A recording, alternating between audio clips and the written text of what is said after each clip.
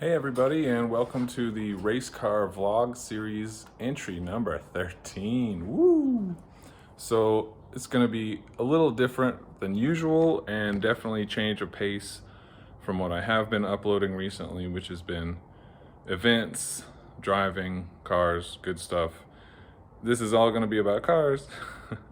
It's just going to be my face talking about cars and the camera pointed at parked cars. So, if you need to see cars ripping, I guess, you have my permission to skip this one. I know the race car vlogs get the least views, but to those 30 people that are going to stick around and watch, thank you very much. So we're going to start here today with a garage tour. It should be pretty cool. It won't be too lame. I'll try and keep it interesting. But first off is the trusty toolbox. It is a tiny little Craftsman model, stainless steel. I used to use this at work. It has just got tools dumped in there. Don't worry about it. It's not organized.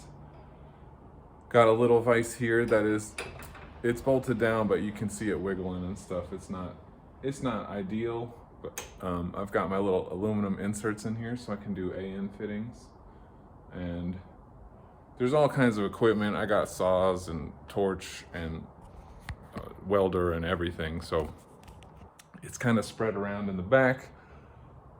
Along the wall there's supplies, tires, car parts, a really nice exhaust system hanging over there, all kinds of stuff I don't use anymore, but it's all still good. I mean, you need a oddly widened race car bumper, I got it. But yeah, we'll keep going. So the first car tucked into the little lawnmower / bicycle storage in this 2-car garage is my D-type project. This is a 95 Civic Coupe. When I got it for just a couple bucks, really, it was rough. No suspension, no wheels, no engine, no transmission, no wiring harness. It had like seats and a headliner, No, it didn't have a headliner. I'm just kidding. It had seats and a dashboard and like the brake lines, fuel lines, stuff like that. So as you can see, if you've seen any pictures of it, and as you can see here, the body was trash before I got to it. Like literally, there was holes drilled all over it. The back has been wrecked and like barely pulled out. So I was thinking either crush it or just do this, like have fun, have a project, go wild, do something no one's ever seen before. People have cut roofs off of Civics, but the plan is behind this roll hoop that I put in, this is actually don't tell anyone, this is actually a bike rack, a commercially available bike rack. I couldn't do this bend. I do have a tubing bender, but I couldn't do this bend, so I bought this as a bike rack. And I started welding it in. And you can see here I tied it into both sides of the body. The body's pretty strong. It didn't like flex, it didn't fold like a taco shell when I cut it. I didn't have this stuff welded in first, but I'm not worried about it. It's good, it's solid. But what I was saying, what the plan is behind the roll hoop, there's going to be a cowl and a vertical fin in the middle of the cowl, just like a 55 Jaguar D-type. They're super beautiful cars. This car isn't gonna look beautiful like a real D-type. They have amazing curves in the fenders, and the rear end is way different than this car can ever be. But I think leaving like the front bumper, the hood, the side, everything Civic and stock is going to help with the cost, and I don't really have the metalworking ability to turn the front of a Civic into the front of a D-type, but I think with the cowl and the open cockpit and things like the wood grain steering wheel and this pretty sweet burl wood, authentic, like from an actual Jaguar shifter knob, I think things like that, it'll tie it together and it'll look enough like a D-type. People get the idea.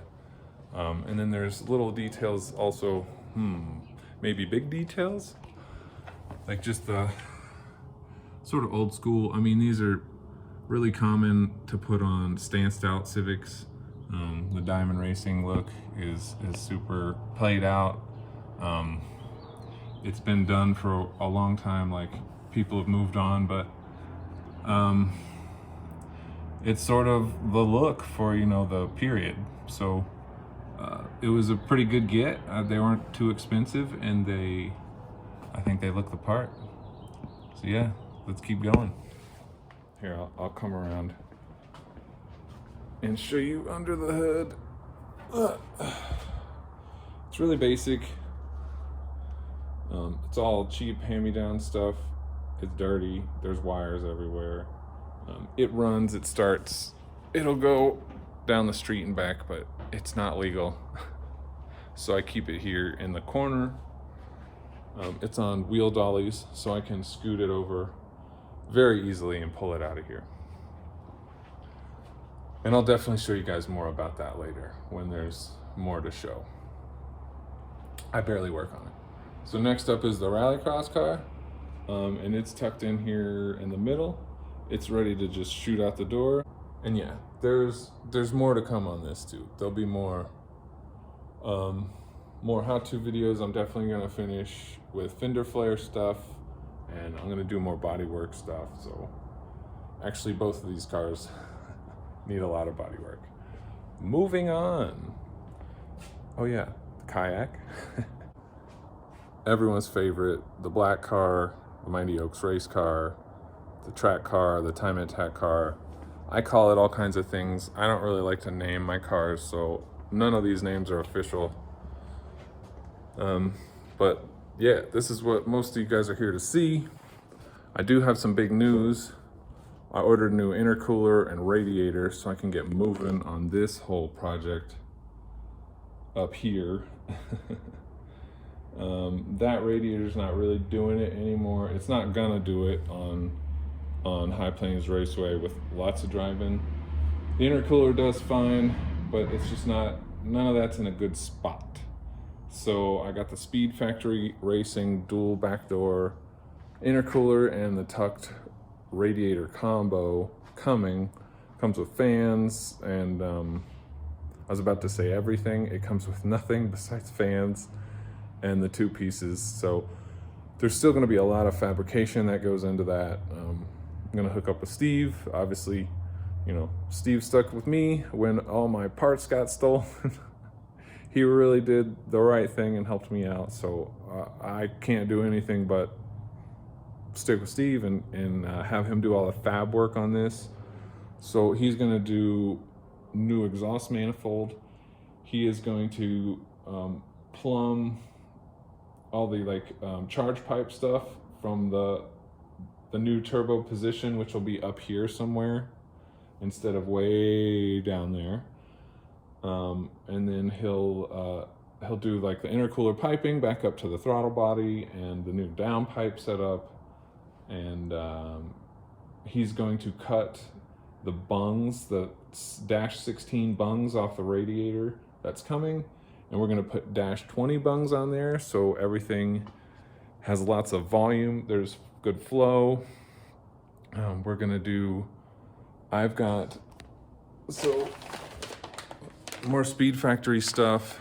This is like an upper coolant neck with a dash 18 fitting at the end. So we could either cut this off and do 20 on there, because this is very restrictive. I'm not going to open it up and show you, but it is. So we're going to open all those things up. All that fabrication takes a lot of time and a lot of money, so we'll get there. But I am going to redo the valve cover in the Illusion Yellow, and it is going to look something like that. Where is it? Where is it? Oh yeah, yeah. So also takes time. I have to redo this hose. So like if you see where it lines up, that doesn't work. So I got to trim a couple inches off of that. and that's really minor, but I'm also going to move the oil cooler and the filter housing location. Once the new intercooler setup is over here, the piping is over here rather, there will be room in this little corner for the oil filter, and the cooler can be over here instead of over here. Sorry, this angle is rough. The problem with this is, even with all these jackets on the lines for the oil and this sweet heat shield that I made, these lines still get super hot. And this is an oil cooler, so yeah, that's gotta be redone so it actually cools the oil more efficiently instead of getting super heated by the turbo at first. But yeah, so it's Friday today. The parts for that should be here Sunday, so really I gotta get moving. But I'll show you more about that as it happens. That'll definitely be good videos. And then moving on again, so outside, got my tow vehicle here. Definitely told you it was going to be a garage tour, but we've got overflow. So it's a really good truck. We've had it since 2013. It is a 2013, and it's barely been in the shop. It's really been very reliable for us. It's the EcoBoost model. I like it a lot. It's an FX4, so it's got lots of luxury inside. Nice leather seats, heated and cooled, and just real nice, real nice. The only thing I've really done to it that you can see is the brake upgrade. I like to be able to stop this thing.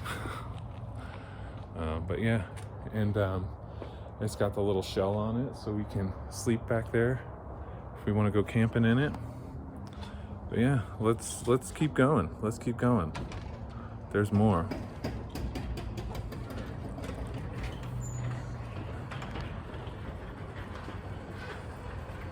Oh yeah.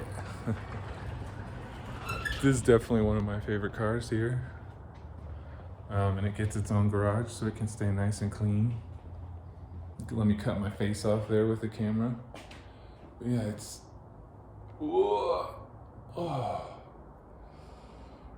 tucked away over here by itself. Yeah, here, let's get in. I'm definitely gonna do a review and sort of a drive in this car. Oh, I just sat on the remote and I'm closing the door. That's cool. It's a good way to end the video. And the little startup tone plays. But yeah, thanks for watching, you guys. Let me try and get in better lighting for the outro. Stick around, keep your eye on the channel. I'm definitely still doing stuff, got big plans coming. Yeah, I guess give me a like. If you've watched to the end, you're a trooper. So hit that like button, please.